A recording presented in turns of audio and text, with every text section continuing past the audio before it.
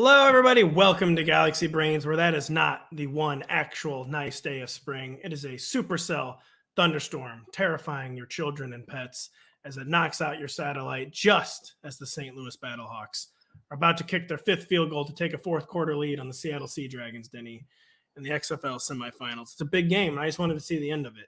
We love our XFL. We love our XFL, but the tornado sirens going off.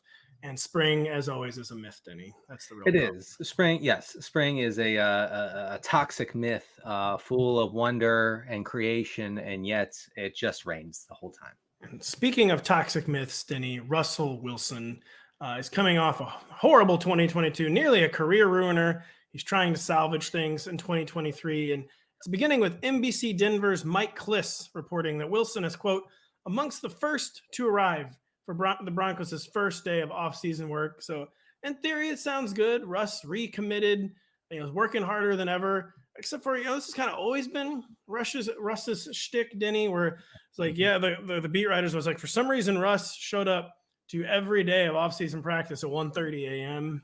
And I have no idea why he's even here. He's just throwing footballs off cars in the parking lot. And I'm struggling to see how this is making him better. But I mean, he was the first person here.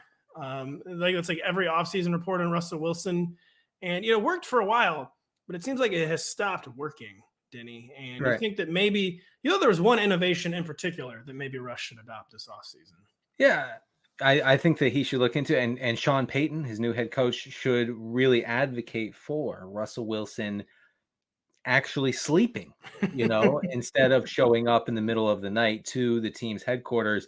I guess that worked for a while in Seattle. It didn't work last year. Let's reset. Let's try something new and do what all humans do and maybe sleep a little. Russ is, of course, famous over the years for bragging about not sleeping. Okay. Every time he jammed a thumb or hurt his ankle, he would simply not sleep and do rehab all through the night. And like a hyperbaric chamber, like in his den.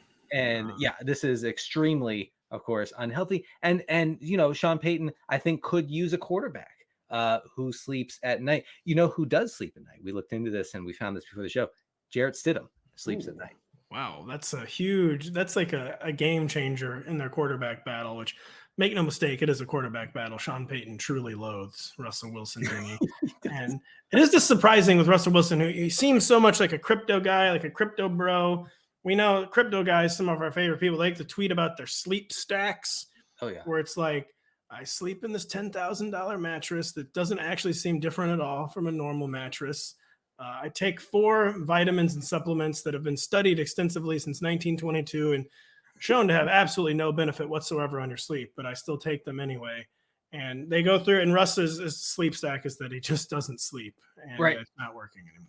We actually should look into whether Russell Wilson owns a bed. We know how many bathrooms he has in his home. I think, 12 bathrooms, more than touchdowns that he had headed into like week 16 last year. But we don't know about the beds. And that to me would answer a lot of questions as to what exactly he's doing to keep himself, I don't know, from going insane from sleep deprivation. I will correct you a little bit there. He doesn't have a bed. He does have a stall where he sleeps standing up for 30 minutes at a time like a horse.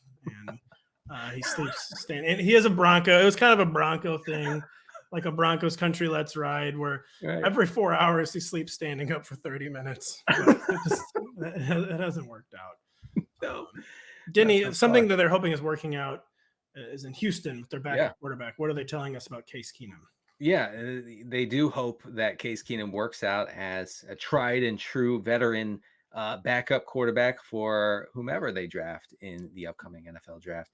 At Signal Caller, D'Amico Ryans, the new head coach in Houston, said Case Keenum will be a coach on the field for us, which we've heard before.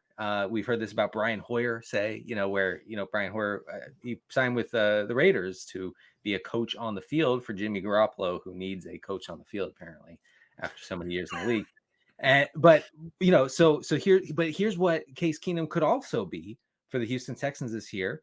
Case Keenum could be a quarterback on the field when the Houston Texans have to bench their rookie quarterback in week 7. Man. I'm just saying, you need a guy who, first and foremost, is a quarterback on the field rather than a coach on the field. You do. And see, the thing is, coach on the field is one of the most tried and true tropes there is out there. Like, the guy's just like a coach on the field, but kind of like the unspoken part of that is that they're like literally like a coach on the field. When they call you a coach on the field, it just means usually like you're a statue who can't move. Like, basically, like you're Monty Kiffin in the pocket. And the Zoomers will have to Google who Monty Kiffin is. You're like Wade Phillips in the pocket. Who are some other elderly coaches? Denny, you're a literal coach, and you can no longer move, and that's when you get slapped with the coach on the field. And innovation player. How do you feel? How do you feel if you're Case Keenum? You know, you're in your 30s, and you sign with a new team, and they say, hey, you're a coach. No, I'm a player. I'm still playing. Like I actually played for you several years ago, and I can still play. I signed here to play. I'm not a coach. So I personally would take that the wrong way. I do like how Case Keenum is coming full circle to anywhere. The signature attribute of Case Keenum's career is, to me at least, is taking 28-yard sacks on failed play action plays. And that all began in Houston. And I am looking forward to, if he starts in weeks 1 or 2, or maybe like weeks 10 or 11, like you said, if the rookie gets benched, him rolling out, it being a beautiful play fake, and the defense is not buying it all and absolutely destroying him for a 28-yard sack. Then we'll really see like the coach on the fieldness, because he'll be instantly injured and not able to play. Right. Well, as a coach on the field, he could go to D'Amico Ryans on the sideline and go, look, as a coach, that was bad. Yeah, don't call that one again. And, I shouldn't have done that. That's what my coach brain tells me. And as a coach on the field, I might recommend you guys to put a player on the field instead of me, coach on the field. Case Keenum. Denny, a coach on the sideline is Kliff Kingsbury. He has returned from Thailand. He's returned from Indonesia. He's returned from his entire tour of Southeast Asia. He's ready to coach football again. And while people may think that after his time in Arizona, Kliff Kingsbury could no longer fail up, that's not true, because he's got the cushiest gig now in all of football as a senior offensive analyst for USC's Lincoln Riley, who you may have heard has coached in college into Heisman Trophy contention or Heisman Trophy winning Kyler Murray, Jalen Hurts, now Caleb Williams. Before that, Dan Marino, Bart Starr, Fran Tarkenton. 72% of the quarterbacks in the current NFL Hall of Fame were coached or coordinated by Lincoln Riley. He's really good at what he does. Mm-hmm. And basically, he's going to make it impossible for Kliff Kingsbury to continue, for him to not fail up.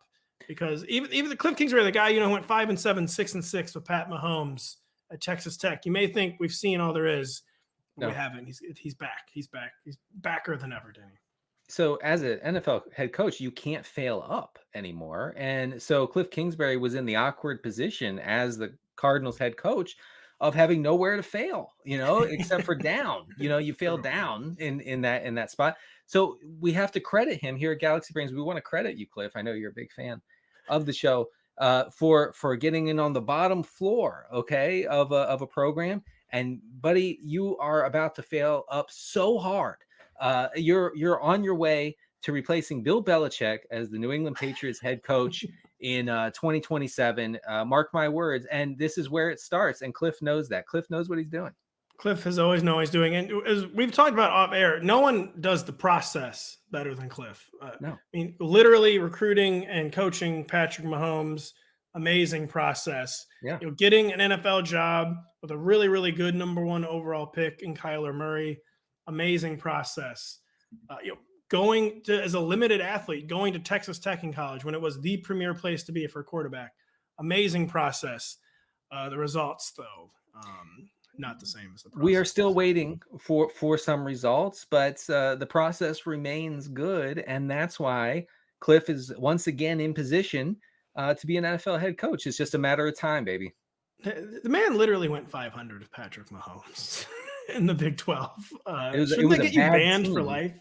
Right. A bad team with a guy who could perhaps go down as the greatest quarterback to ever play the game. Maybe the greatest American athlete of all time. And you went 500 with him at Texas Tech. We have to look into that. We do have to look into it. We have to look into ending the show. We hope that you have expanded your minds with myself and Denny Carter We will be back next week for more brain expansion.